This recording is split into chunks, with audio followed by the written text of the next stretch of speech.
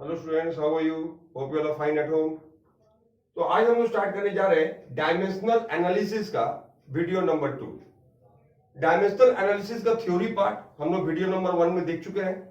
आज हम लोग कंसंट्रेट करेंगे ऑन द न्यूमेरिकल्स ओनली, और ये वीडियो मैं बनाया हूं ओनली फॉर द न्यूमेरिकल्स। तो पहले हम लोग स्टार्ट करते हैं। तो as you know, my name is Ashok Rawat and you can see the video through the channel of Rawat classes. Find the dimension. तो अब पहला क्वेश्चन है, find the dimensions of A B C D in V is equal to A plus B T plus C by D plus D. Okay, तो ये question दिया हुआ है, find the dimension of, ये करना है। तो देखो यहां पर हम लोग सॉल्यूशन स्टार्ट कर रहे हैं। तो v equal to A plus B T plus C by D plus T. यहां पर v का मतलब क्या है? वेलोसिटी, और t का मतलब है टाइम, और a b c d constants है जिनका हमको डायमेंशन पता लगाना है। तो अगर हम लोग प्रिंसिपल ऑफ होमोजेनिटी को इस्तेमाल करें तो यहां पर जितने भी टर्म्स है, कितने टर्म है? 1 2 3 4, 4 टर्म है। चारों का डायमेंशन क्या होगा? सेम होगा अकॉर्डिंग टू द प्रिंसिपल। तो इसका मतलब अब हमको पता है कि डायमेंशन ऑफ v कितना होता है। डायमेंशन ऑफ v कितना होता है students? L T to the power -1। v का मतलब क्या होता है? डिस्टेंस बाय टाइम, तो L T to the power -1। अब तो डायमेंशन ऑफ a कितना होगा? तो डायमेंशन a और v दोनों सेम होगा, तो ये भी क्या होगा? L T to the power -1। अब बात करते हैं b का। तो डायमेंशन ऑफ bt, तो bt का जो डायमेंशन होगा वो a के बराबर होगा, यानी L T to the power -1। तो इसलिए डायमेंशन ऑफ b क्या होगा?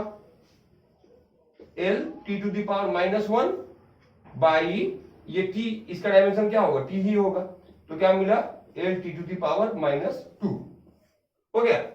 अब जरा पहले हम लोग डी में चलते हैं। देखो यहां पे क्या लिखा हुआ है? d plus T. तो यहां पे दो टर्म्स है, इसका मतलब इन दोनों टर्म का डायमेंशन सेम होगा, मतलब जो t का डायमेंशन होगा वही d का डायमेंशन होगा। तो इससे पता चल गया क्या कि डायमेंशन ऑफ d कितना होगा? वो हो गया t, टाइम। ठीक है, अब आते हैं c का। तो c, dimension of c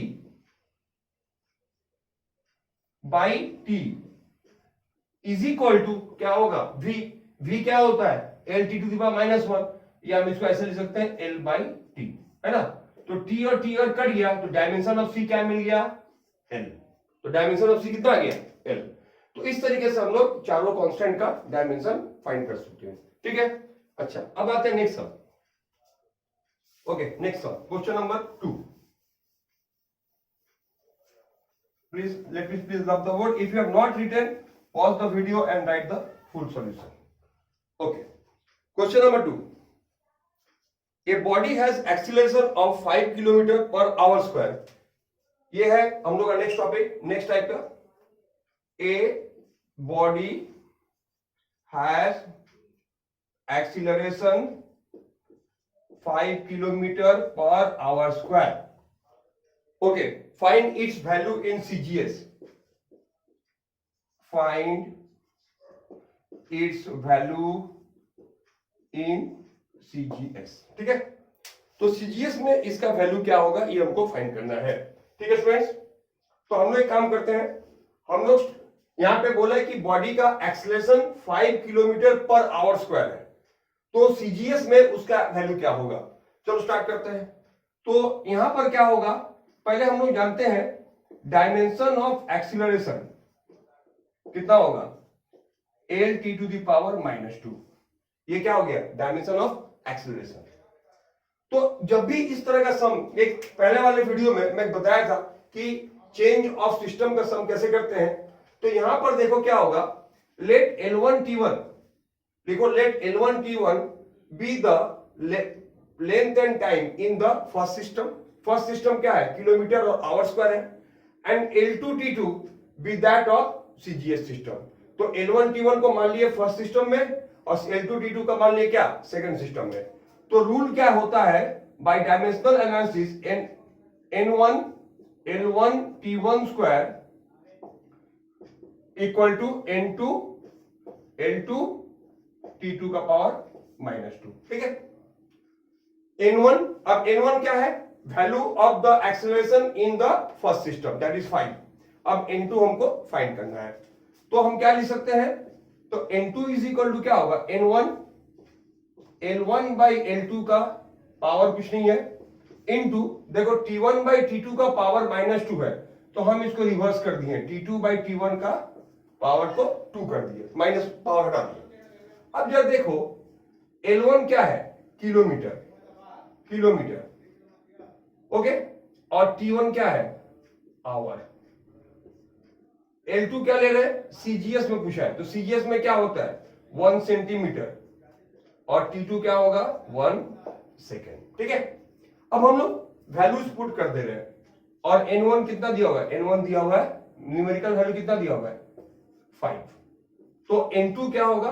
5 into L1 कितना है? 1 किलोमीटर, मतलब 10 क्यूब बाई 10 क्यूब। अच्छा, पहले हम लोग इसको जो लिखते हैं, तो 1 kilometre by 1 centimetre into T2 by T1। T2 कितना है?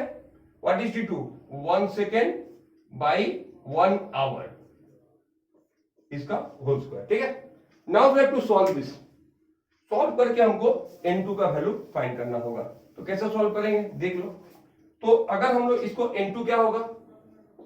5 इंटू, अब 1 किलोमीटर में कितना सेंटीमीटर होता है? 10 to the power 5, okay, into 1 by 3600 इसका स्क्वायर। ठीक है, तो मिला क्या हमको? 5 into 10 to the power 5 by 36 का square into 10 to the power 4, तो ये कट गया, तो 50 बाई 36 का स्क्वायर, ये डिवाइड करके आएगा 0.0386 किलोमीटर, सॉरी सीजीएस में है तो यूनिट क्या लिखोगे? Centimetre per second square. ठीक है, तो ये क्या मिला? 50 बाई 36 का स्क्वायर, तो 50 बाई 36 का square equal to on your calculator, तो you will get the value of 0.0386 centimetre per second square. Okay, तो this is the value of acceleration in the CGS system. Okay, I hope it is clear. Please note it down quickly. If not, pause the video and note it down, and we'll move to the third sum. Okay, तो हम अब चलते हैं third sum की तरफ। Question number 3, check the correctness. Question number 3 है, question H is equal to R rho G by 2S.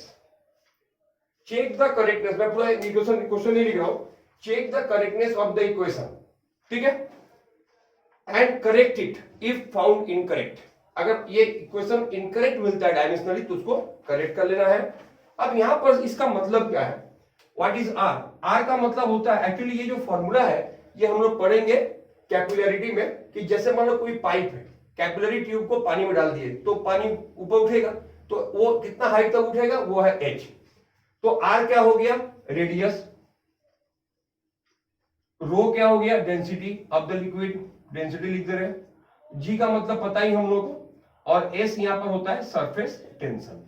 अब surface tension is a new concept, तुम लोग बाद में डिटेल्स में पढ़ोगे 11 में ही। तो सरफेस टेंशन होता क्या है? सरफेस टेंशन को एक्चुअली हम लोग बोलते हैं force per length, force acting on a surface per unit length. अब फोर्स का फॉर्मूला क्या होता है? ml t to the power -2 by l करने से क्या होगा? ये l कट जाएगा, तो हमको क्या मिलेगा? m t to the power -2। तो याद रखना, सरफेस टेंशन का डायमेंशन क्या होगा? सरफेस टेंशन का मतलब क्या होता है? Force acting per unit length, मतलब फोर्स बाई लेंथ। तो फोर्स का तो हमको पता है ना dimension, ml t to the power -2 by l, तो l कट गया, क्या मिला? m t to the power -2। तो this is the dimension of surface tension. अच्छा, तो चलो स्टार्ट करते हैं। LHS में क्या है?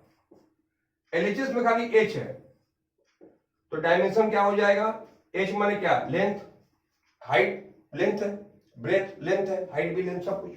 अच्छा, अब RHS की बात करते हैं। आरएचएस में पहला टर्म क्या है? रेडियस। रेडियस क्या होता है? रेडियस भी तो लेंथ ही होता है ना एक तरह का। Radius is also length. Density, density का मतलब क्या, यूनिट क्या लिखते हैं? केजी पर मीटर क्यूब, मतलब मास पर वॉल्यूम। मास का तो एम हो गया, अब बाई वॉल्यूम तो ये क्या हो गया? तो डेंसिटी का डायमेंशन क्या होगा? M L to the power -3, ठीक है। अच्छा, इनटू, अब ये जी, जी क्या मतलब? एक्सेलरेशन। क्या होता है एक्सेलरेशन के dimension? L T to the power -2, ठीक है। बाई क्या है? 2 का तो डायमेंशन नहीं होता है, डायमेंशनलेस कांस्टेंट है। एस सरफेस टेंशन, क्या बोले थे अभी? M T to the power -2, ठीक है। तो हम लोग क्या किए, जितने भी टर्म्स है सबका डायमेंशन वैल्यू बैठा दिए। अब देखते हैं क्या आता है। ये एम एम कट गया, अब एल कितना आ रहा है? एल का पावर क्या आ रहा है देखो, 1 + 1 2 अब -3, यानी एल का पावर -1, और ये टी भी कट गया, तो इसका मतलब एल का पावर -1। तो क्या दोनों सेम आया? नहीं, मतलब क्या हो गया? 1/L ना। तो इसका मतलब this equation is dimensionally incorrect, ये सही नहीं है। हाँ, इसको हम सही कर सकते हैं। कैसे? अगर हम इसको रिवर्स कर दे, पूरा उल्टा कर दे, मतलब 2s ऊपर चल जाएगा, ये नीचे आएगा, तब तो ये उलट जाएगा ना, तब तो एल आ जाएगा। तो therefore the correct equation will be h is equal to 2s by r rho g। तो करेक्ट इक्वेशन क्या होगा स्टूडेंट्स? 2s by क्या? r rho g, that will be the correct equation। Okay, अच्छा अब आते हैं नेक्स्ट सम में। तो please go on copying the sums, then only you can practise more sums.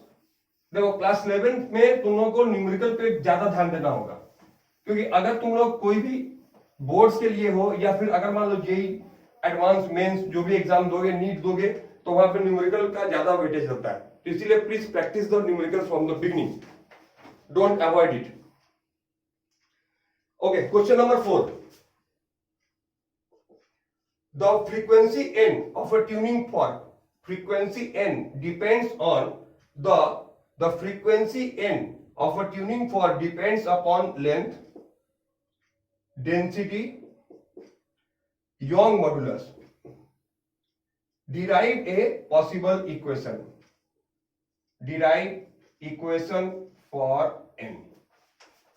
ठीक है, तो ये क्वेश्चन है कि जो यहां पर क्या बोला है कि जो n है वो इन फैक्टर पे डिपेंड करता है।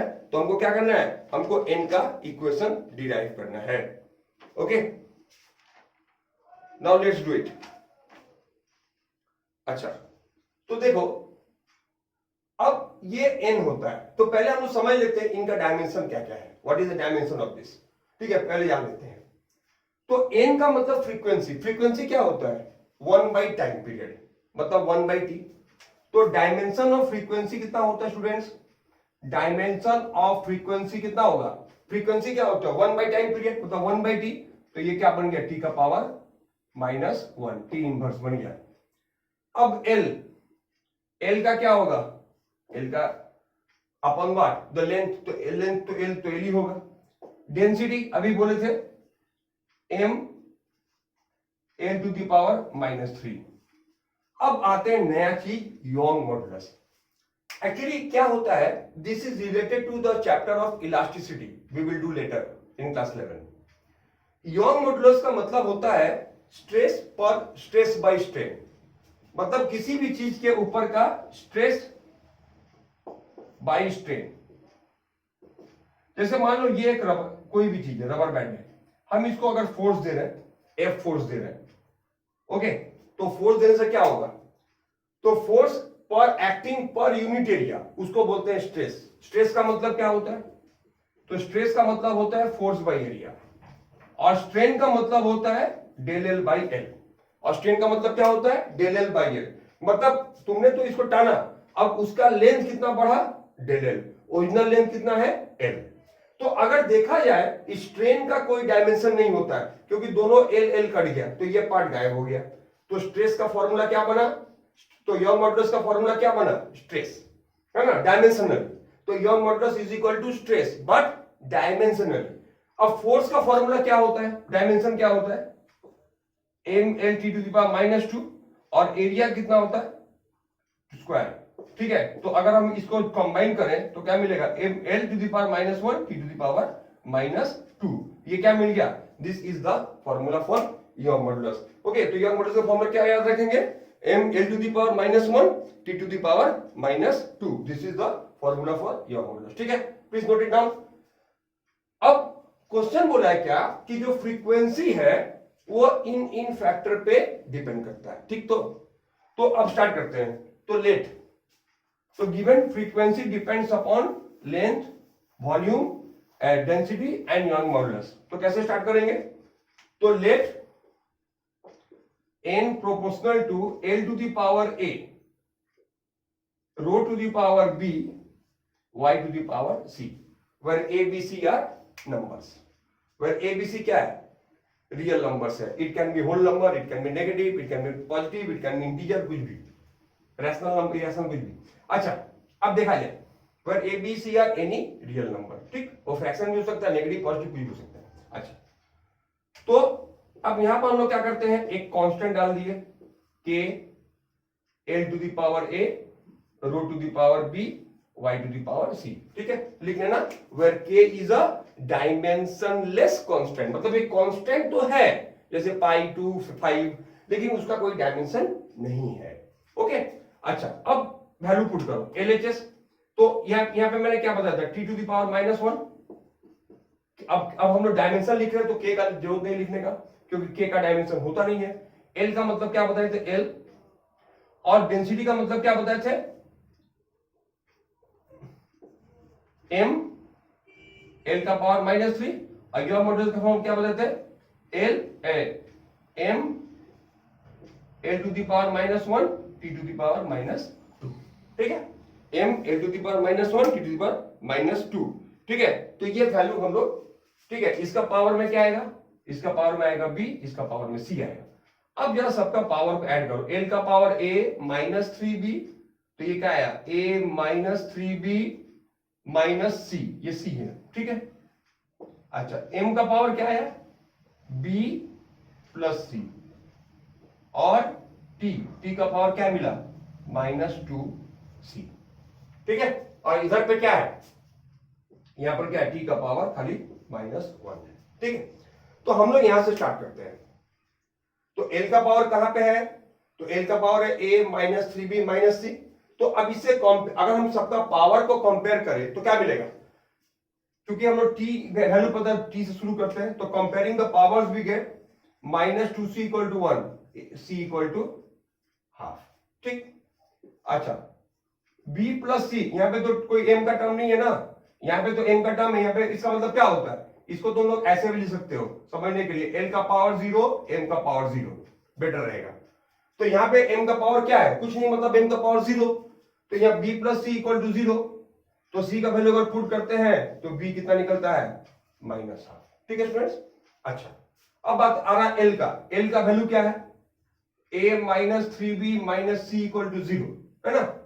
तो a का वैल्यु नहीं पता, b का वैल्यू कितना है, 3/2, मतलब ये तो तुम्हारा अगर इधर जाएगा तो ये -3/2 हो जाएगा, तो माइनस माइनस ये प्लस हो गया, +3/2, और c का वैल्यू कितना है, 1/2।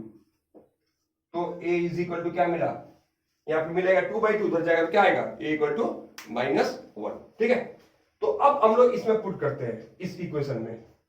तो n = k l to the power -1, rho का पावर b कितना निकला है, रो टू द पावर -½ और y टू द पावर ½ तो इसको हम लोग ऐसे लिख सकते हैं k/l √y/ρ।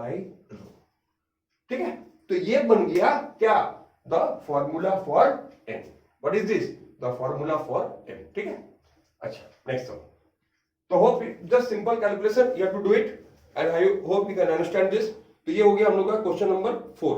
अब चलते हैं क्वेश्चन नंबर 5 में।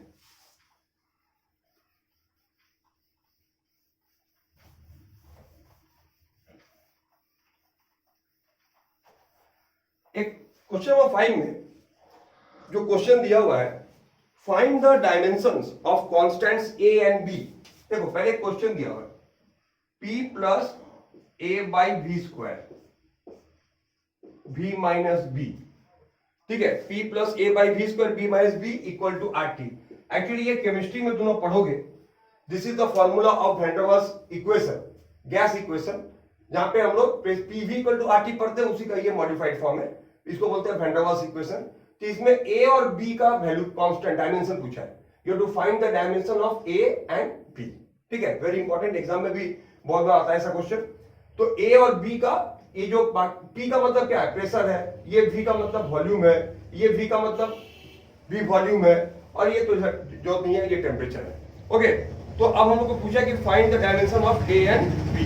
ठीक है, तो चलो स्टार्ट करते हैं। देखो, तो यहां पर इस ब्रैकेट में दो टर्म्स है, तो by the principle of homogeneity इन दोनों का डायमेंशन सेम होगा, मतलब जितना p का डायमेंशन होगा वही a बाई बी स्क्वायर का होगा, जो b v का होगा वही b का होगा, और इन दोनों का प्रोडक्ट करने के बाद जो आएगा वो इसके बाद, तो बात की बात है। पर हमको चूंकि a और b का दिया हुआ है तो हम इस इंडिविजुअली यहीं से a और b का डायमेंशन फाइंड कर सकते हैं। चलो करते हैं। अब देखो, तो dimensionally dimension of a by V square equal to क्या, डायमेंशन ऑफ p।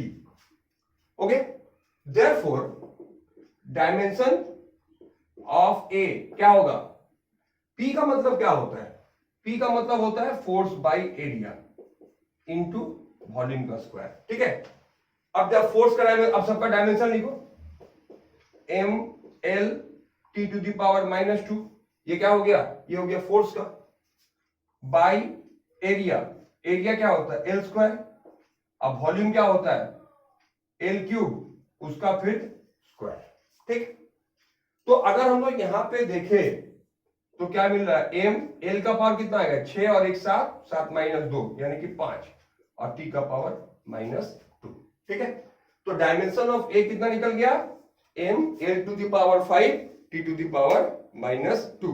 ठीक है, ये क्या निकला, this is the dimension of A. अब बी की बात आए तो बी का बहुत आसान है, क्योंकि इन दोनों का डायमेंशन सेम होगा, तो लिख लो dimension of B, dimension of B equal to dimension of we.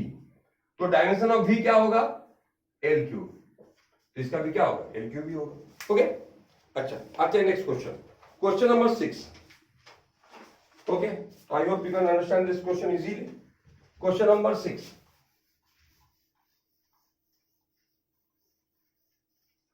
question number 6, convert a power of 1 megawatt, convert a power of 1 megawatt,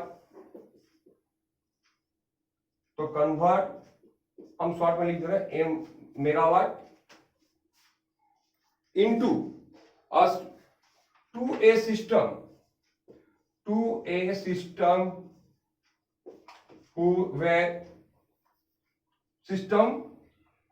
whose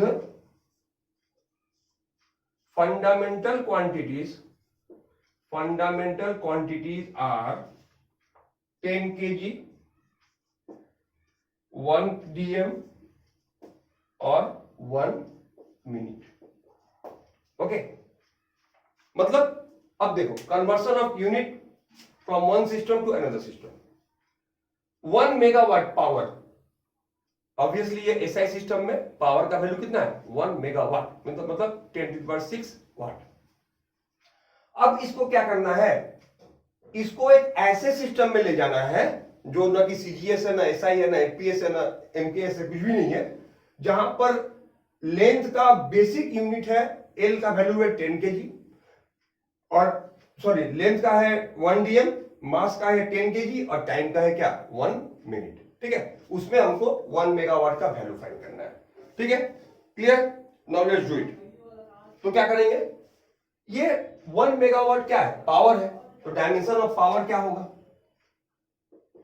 dimension of power मतलब वर्क डन बाय टाइम, नहीं तो work का formula क्या होता है students, M L square T का power -2 by T, तो क्या मिला एम एल स्क्वायर टी का पावर -3, ये क्या निकला, this is the dimension of power. हो गया, तो अब देखो, तो N1 यहां पर N1 क्या है, N1 हो गया 1 मेगावाट, मतलब 10⁶ वाट, मेगा मतलब क्या होता है 10⁶ होता है। अच्छा, और L1 को हम लोग क्या लेते हैं, वो तो अब L1 क्या होगा 1 मीटर, M1 क्या होगा 1 kg और T1 क्या होगा 1 सेकेंड, जो कि हम लोग ऐसा ही सिस्टम है। लेकिन इसको कन्वर्ट करना है किसमें, जहां पर L2 है 1 dm मतलब 1/10 मीटर, M2 क्या है, M2 है 10 kg और T2 क्या है 1 मिनट यानी कि 60 सेकेंड। ठीक है, इसमें कन्वर्ट करना है। ओके फाइन, तो हम लोग वही फॉर्मूला अप्लाई करेंगे जो कन्वर्सन का क्या था, M2, अच्छा तो जैसे हम लिखते हैं N1 what is the dimension, M1 L1 square T1 का power -3 equal to N2 M2 L2 square T1 का पावर -T2 का पावर -3। ठीक है, तो हमको सबका वैल्यू पता है, हमको N2 का वैल्यू फाइंड करना है। तो N2 क्या होगा, N1 M1 by M2 into L1 by L2 का पावर होल स्क्वायर। अब चूंकि टाइम नेगेटिव है इसीलिए इसको थोड़ा रिवर्स करके लिख दो, T1 by T2 का पावर 3 हो गया। अब कुछ नहीं, अब यहां पर ये वैल्यूज को उतार दो, सॉल्व करो, आंसर मिल जाएगा। ठीक है, तो ये मेन प्रॉब्लम है और कुछ नहीं। नाउ जस्ट जो वैल्यूज हमको ऊपर मिला है, हम लोग ऊपर लिखे हैं, उनको पुट कर देना एक एक करके, I will get the answer. चलो N1 कितना था 10 to the power 6, M1 by M2 हम लोग M1 क्या लिखे थे 1 kg, M2 क्या लिखे थे 10 kg। ओके, तो 1/10 kg नहीं लिख रहे हैं। L1 by L2, L1 क्या था 1 मीटर, L2 1/10, तो 1/1/10 इसका क्या हो जाएगा पावर स्क्वायर। T2 कितना था 60 सेकेंड्स और T1 कितना था 1 सेकेंड, इसका पावर क्या हो जाएगा 3 हो गया। अब क्या देखो, तो ये कितना आ रहा है 10 का power 6 into 1/10 into 100 10 square into 36, sorry ये तो 6 का क्यूब है ना, 216 इंटू 10 का क्यूब। ठीक है, तो अगर हम इसको सॉल्व करें तो क्या मिलेगा 216 इंटू 10 का पावर कितना आएगा, 6 में से 1 गया 5 प्लस 2 7 प्लस 3 10 हो गया। इसको साइंटिफिक फॉर्म में क्या लिख सकते हैं 2.16 इंटू 10 की पावर 6 यूनिट्स, बिकॉज इसका तो यूनिट हमको पता नहीं है ना, ये तो न्यू सिस्टम है, तो units of energy, units of power. तो आंसर क्या मिला, तो व्हाट इज आंसर 2.1 मिनट में पावर 6 नहीं होगा, यहाँ पे थोड़ा प्रॉब्लम हो रहा है, ये पावर 6 और ये 7 यहाँ पे 10 होगा, इसको ऐसे करेंगे तो क्या होगा ये 12 हो जाएगा। ठीक है, तो दिस इज 10, 216 का पावर 10 और ये क्या आएगा 2.16 का पावर इंटू 10 बाय 12। ठीक है, तो this is the value of N2। ठीक है, क्लियर। तो ये हम लोग का आंसर निकल गया कि उस नए सिस्टम में पावर का वैल्यू ये होगा। अच्छा, now next, okay, so this is the, now we are moving to the next sum, that is the question number 7। देखो, the wavelength of a matter wave का wavelength lambda, matter wave क्या 12 में पढ़ोगे, में depend upon Planck constant h, mass m और velocity v। use the dimension to derive the formula for n।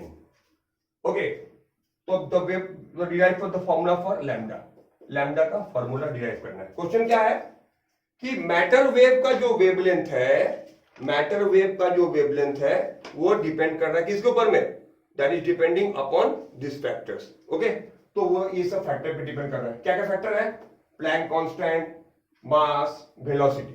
ठीक है, तो इससे हमको क्या निकालना है, द फॉर्मूला फॉर लैम्डा। अब देखो, अब मेन चीज हम लोग को नया लैम्डा, तो वेवलेंथ डायमेंशन क्या होगा, जो लेंथ का होता है एल, वेवलेंथ हो या कोई भी चीज का लेंथ हो, लेंथ का डायमेंशन एल होगा।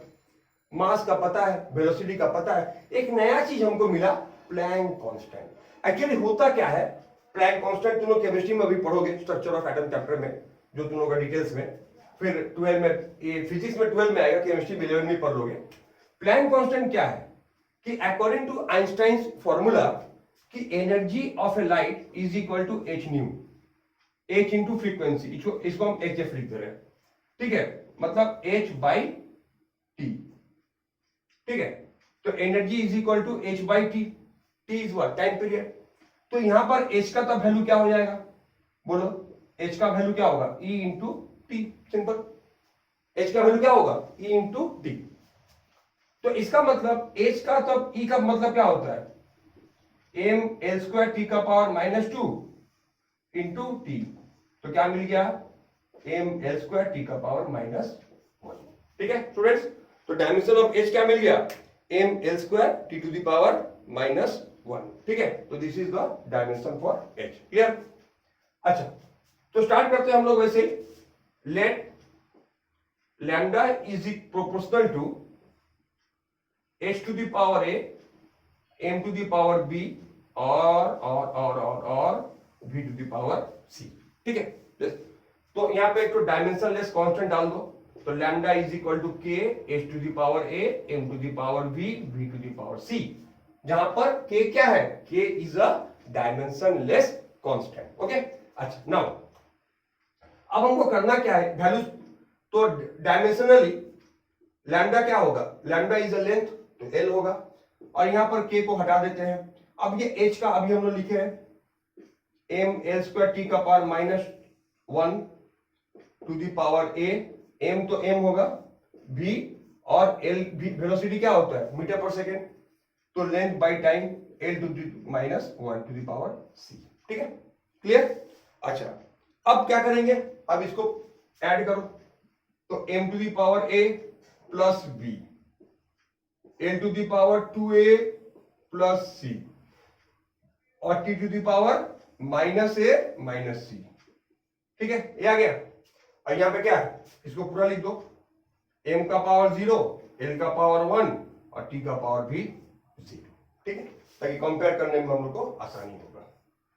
अच्छा, तो अगर हम इनको कंपेयर करते हैं तो क्या मिलता है, बोलो, a प्लस क्या क्या इक्वेशन मिल रहा है, a plus B equal to 0, okay, क्योंकि यहां पे तो m 0 है, a plus B, 2a plus C equal to 1 और -a minus C, -a minus C equal to 0, ठीक। तो अगर हम इनको सॉल्व करें तो क्या मिल जाएगा स्टूडेंट्स, हमको वहां पर मिल जाएगा a का वैल्यू क्या, अगर कंपेयर करते हैं, इन दोनों को सॉल्व करते हैं तो a क्या मिलेगा, a इज इक्वल टू 1, ठीक है।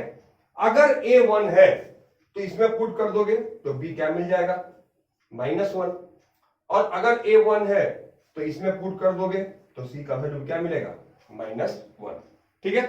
तो a का वैल्यू 1, b का वैल्यू -1, c का वैल्यू -1। तो यहां से therefore lambda is equal to k, h का पावर a मतलब h का पावर 1 और m का पावर -1 और c का मतलब v का पावर क्या, -1, है ना।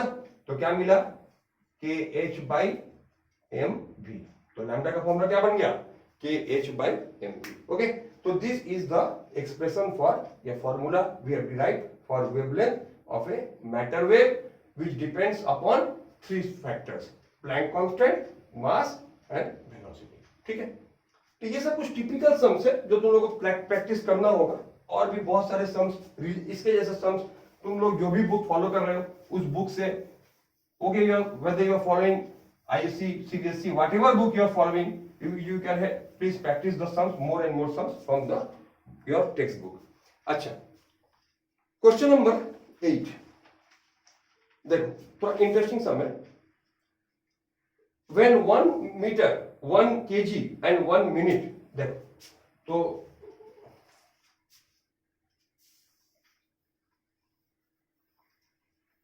okay, question number 8, when 1 meter, 1 kg, 1 minute are taken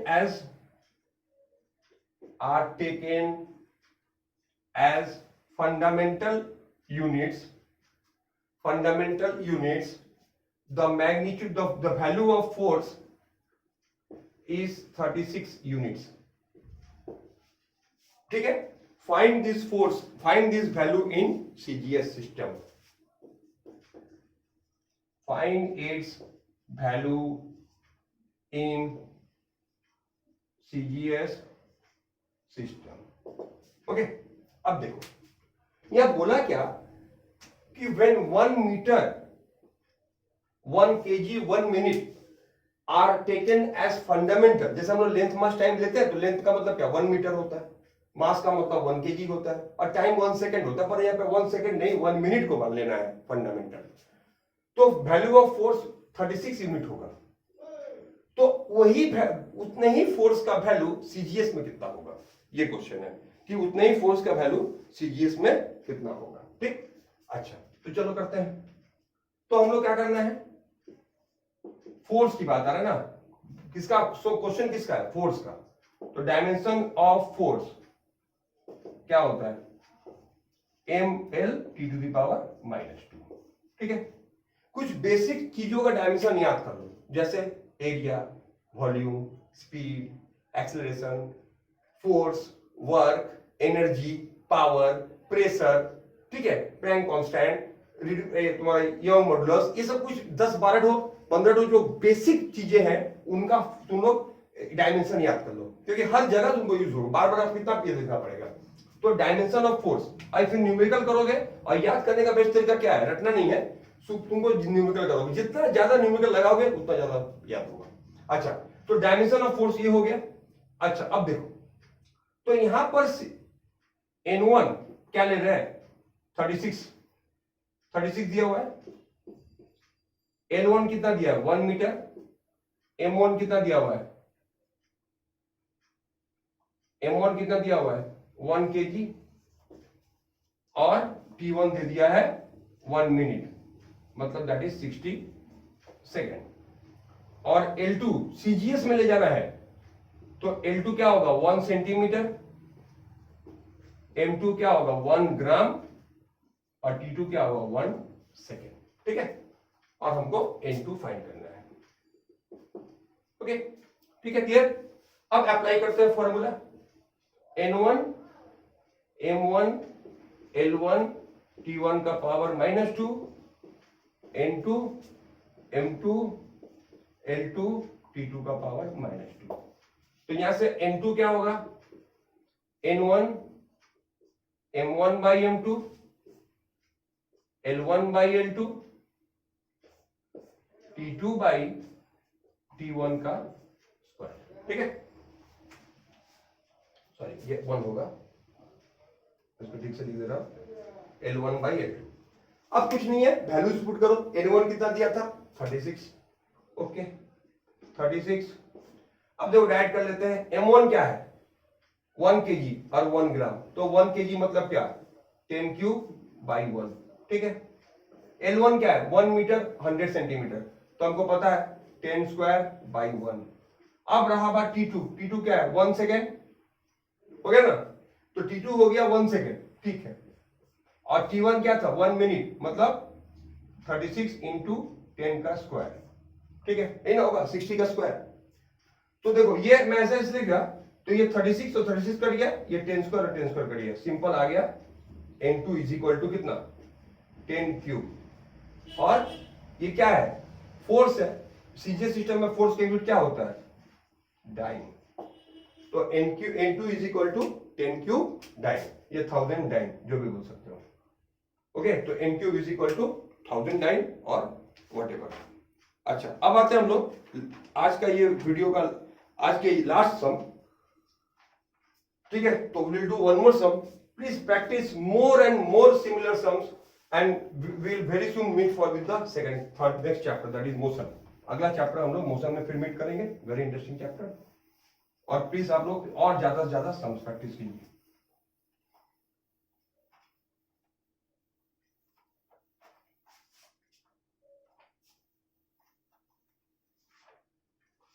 okay, now the frequency, जो क्वेश्चन है the frequency n of a oscillating drop, frequency n of a oscillating drop depends on, किसके ऊपर depend कर रहा है? रेडियस, डेंसिटी और surface tension. ठीक है, तो डिड्यूस, ओके, सरफेस टेंशन उसको हम लोग एस दे देना। तो deduce the frequency formula for N, तो ये हो गया फॉर्मूला फॉर एन, डिड्यूस करना है। ठीक, अच्छा अब हम लोग करना क्या है इसमें देखो, तो ये जो फ्रीक्वेंसी जो गिर रहा है ऑसिलेटिंग ड्रॉप का फ्रीक्वेंसी डिपेंड कर रहा है रेडियस, डेंसिटी और सरफेस टेंशन। तो इनका रेडियस का डायमेंशन क्या होता है? लेंथ है एल, इसका क्या होगा? एल, इसका डायमेंशन क्या होगा? एम एल का पावर -3, और इसका हम क्या बोलते हैं? फोर्स बाय लेंथ, तो M T to the power -2। आज इसके पहले हम 2-3 सम पहले हम बता चुके हैं, M T to the power क्या? -2। ओके, अच्छा नाउ तो अगर हम लोग ऐसे करते हैं तो अब लेट स्टार्ट करो, let n proportional to r to the power a, rho to the power b, s to the power c। तो n is equal to k r to the power a, rho to the power b and s to the power c, where k is a क्या? Dimensionless constant. अब n का value, n क्या है? Frequency ना, हम क्या बताए थे? फ्रीक्वेंसी का डायमेंशन क्या होता है? t to the power -1। जब डायमेंशन लिख रहे हैं तो इसको नहीं लिखने का जरूरत नहीं है, ये क्या होगा? l to the power a, m l to the power -3 का पावर b, और सरफेस टेंशन का क्या बताए थे? m t का पावर -2 का पावर c। ठीक है, अब जैसे हर समय करते आ रहे, कंपेयर करो, इसको लिख दो m0 l0 t का पावर -1, यहाँ पे पहले l का पावर क्या आएगा? a, सिर्फ a, m का power b plus c, sorry a और -3b, m का पावर b प्लस c और t का पावर सिर्फ -2c। आ गया? क्लियर? अच्छा, तो l का पावर क्या है? a, और यहाँ पे -3 इंटू b, तो -3b, m का पावर b और प्लस c, और t का पावर सिर्फ एक ही जगह है -2c। कंपेयर करो, चलो t से शुरू करते हैं, तो यहाँ पे t का पावर क्या? -1, तो implies that comparing the powers on both side, ये लिख लेना, -2c इज इक्वल टू -1, तो c इक्वल टू क्या आएगा? हाफ। अच्छा, तो अब बात आ रहा है b प्लस c का, तो b प्लस c क्या होगा? यहाँ पे m का पावर क्या है? 0 है, तो अगर c का वैल्यू हाफ पुट कर देंगे तो b कितना निकल जाएगा स्टूडेंट्स? -हाफ। अब रहा बात a का, तो a -3b इक्वल टू 0 है, 0 है ना, तो a इक्वल टू क्या निकला? 3b, मतलब a इक्वल टू क्या निकला? a इक्वल टू निकल रहा है 3b, मतलब -3/2। तो a का वैल्यू क्या निकला? -3/2। ठीक है, तो अब अगर इनको हम पुट करते हैं, तो इसमें अगर पुट करते हैं इक्वेशन 1 में, तो n इज इक्वल टू क्या होगा? k, r मतलब क्या है? -3/2, रो का पावर b, मतलब रो टू दी पावर b, मतलब -1/2, और ये हो गया bc, और फाइनली क्या मिला? और यहां पे हमको s का पावर हाफ, s का पावर पॉजिटिव हाफ। तो यहां पे देखो s का पावर, सबका पावर हाफ है, मतलब सबका पावर बाई टू, इसका मतलब ये पूरा स्क्वायर रूट के अंदर होगा, और r और रो का पावर नेगेटिव है, मतलब डिनोमिनेटर में होगा और s ऊपर होगा। तो इसको हम बेटर वे में ऐसे लिख सकते हैं कि n is equal to k, तो रूट के बाहर रहा। अच्छा, पॉजिटिव पावर कौन है? s बाई r क्यूब, क्योंकि -3/2 है, और ये रो। तो what is the formula? k s by r cube rho. This is the formula for frequency of the oscillating drum. So I have done some selected numerical, some sums I have chosen myself, and you will find much easier sum, much simple sum in your textbook. You practice those sums because I have done all type of sums. मतलब जितना तरह का सम exams में आ सकता है सब मैं कर चुका हूं ये 9 सम में। This 9 sums are the most typical sums and the 3 sum जो पहले वीडियो में किए थे। अगर आप लोग ये समझ गए तो आप लोग कोई भी सम डायमेंशन का कर सकते हो बोर्ड लेवल का, ठीक है। तो please practice more and more sum from your text book and we'll meet soon with the some other chapter. Okay students, till then have a nice day.